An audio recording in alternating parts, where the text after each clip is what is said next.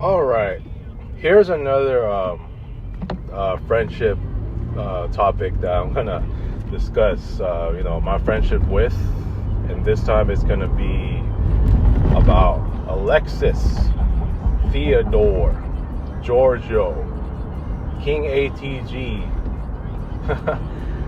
the guy that's famous for doing the chops to me every time we hung out. But yeah, King Alexis, King ATG, Theodore. Yep, he's the next one.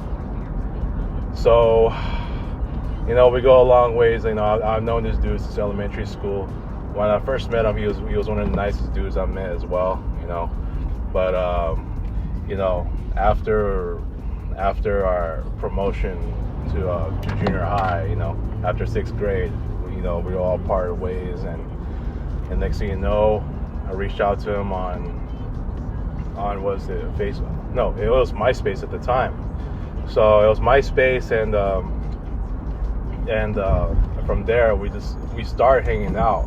We started reuniting our friendship to where we become close friends, right? And this was I think it started in 2006. So yeah. I think he lived in Cyprus at the time. He looks totally different, man. Like, he just looks more like a gangster kind of type of dude, right? Especially how he talks and all that, right? So yeah, we just started to hang out and then just getting to know him more. And he's a huge wrestling guy, I'll tell you that much. So so as far as that's concerned, he did his very best to push me into getting into wrestling. I did learn a lot of what he told me. So like words like was it woo woo woo, you know it, or and then that's like the most famous one, and I think it goes jabroni and some other words I already forgot. I can't. The only thing I can remember out of the top of my head from what he infected me with as far as wrestling terminology is woo woo woo, you know it, right? Now, well, and I started learning a little bit more from Russ, because Russ is also a huge wrestling fan. Yes, Russ got to meet Alexis, and he started getting along, because it looks like these guys have established some pretty solid chemistry because both of them are huge wrestling fans, right? But until that one incident, I know that was Russ who brought up whatever it is that got everyone looking, and next thing you know, Alexis got fed up with him, and and they eventually made up, because me and Alexis hung out in 2017. We eventually got to Russ's place, and those guys made up, found peace, but just didn't really want to, just keep in touch again. You know what I mean? Alexis, for me, like, I've known him for the fact that he likes to go places by himself. He might just be like an introverted kind of dude where, he'll go places by himself, and I know this is evidence from a lot of the FaceTime calls that we've had, because he hikes. He likes hiking just like me. He's hiked in some places by himself, and then he used to pig out all these places like Red Robin or whatever it is. He's done that a lot. I've seen it on his Facebook too. I think when he had the Facebook then. So, but yeah, man. I mean, we've had some pretty good hangouts here and there, but I think I've seen this dude get a little impatient at times. Where, like, every time he'll try to FaceTime me, I'm always busy. And look, I know how it is with our home situation. We're always busy with so much, and I can never get back to him, and he gets upset. That's, to me, that's more on him than it is me, because of what I've just been having to deal with for the past several years, and only for it to get worse now. Sorry, I forgot to unblock him. I mean, as far as the nut ballers though, he was a former nutballer, but I'm talking about current nutballers. I got everyone back, right? Alexis, I have not, you know, removed him from my ghost list. You know what I'm saying? But yeah, I mean, like, it just got to a point where he's just been so impatient, and sometimes when I even try to call him or like FaceTime him, you know, he just seems to be in his moods. You know what I'm saying? So I don't know, man. Like, I think it just whatever fits with his mood is like. This is where sometimes I think our friendship can kind of, not saying derail, but it can get a little rough in terms of, you know, how like based on that. He gets really impatient, this and that. And well, at one point, I think he was trying to visit me on Christmas Day. I think it was right by my house or whatever it is. And then there was the one time when, was it? Like, it was a hangout when it was me, Neil, and him and Alexis, and we were doing a trail in Huntington Beach. After that, we were just chilling in some bar or whatever, restaurant, not that far off. It's up downtown Huntington Beach. And after that, we met up with Julio later on, and then we just had dinner at, what was it? Santa Ana Mall. And after that, I just dropped him off, and he looked really irritated, and he was, you know, to drop off at the airport and just never really thanked me, and didn't even bother giving me gas money. But, you know, I'm not trying to talk bad about Alexis, but these are just the facts about what I just, you know, explained as far as that. So it even got Neil even questioning, hey, you know, what do I do? You know what I'm saying? I think as far as Alexis is concerned, I think when it comes to friends, I think he'd rather just pick me and Julio, because, you know, he's known us for a long time, going back to elementary and all that. You know, we were all classmates at one point, right? So, you know, and then it just, what was it? Is it 2023? It's like, hey, Happy New Year, man. And then, you know, I got really irritated with him.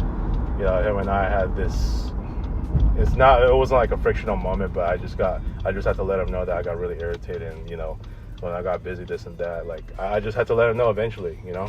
So, and after that, you know, he's like, yeah, man, sorry, I've been really terrible at handling this, and, you know, and we started working things out from there, you know.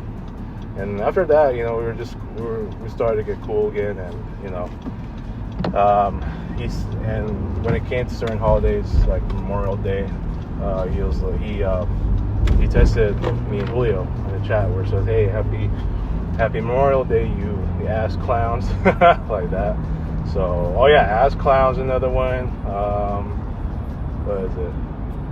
Yeah, I mean, there's just so much I'm trying to remember. I can't remember from the top of my head other than that and the woo woo woo. Well, I try to get him to go with my terminology, what we call it, the Cardi terminology. You know, with a car like that, shit like that, man, like how the car gonna get it done with that shit, dude? You know what I'm saying? But yeah, he wasn't really falling for that. He wasn't gonna fall for my originality, the original stuff that I said, because everything that he got was from wrestling, right? And this dude always used to do the chops on me. It was just really irritating, and I know that I'm never gonna forget this, where he was trying to do that submission on me for the wrestling, and, you know, the fact where I have to tap out. Yeah, you know, this video right here, if you want to see it real quick. Sit down. Okay. Tap. Okay. I knew he would tap. Mercy. He's tapping. Hey. Mercy. Alexis, stop, please. Okay, please. Okay, alright. Okay. That was good, man. Tap out. Mercy. Speaking of Mercy, I wonder how she's doing. You know, I miss Mercy, but yeah, anyways, getting back to topic on Alexis, man. Yeah.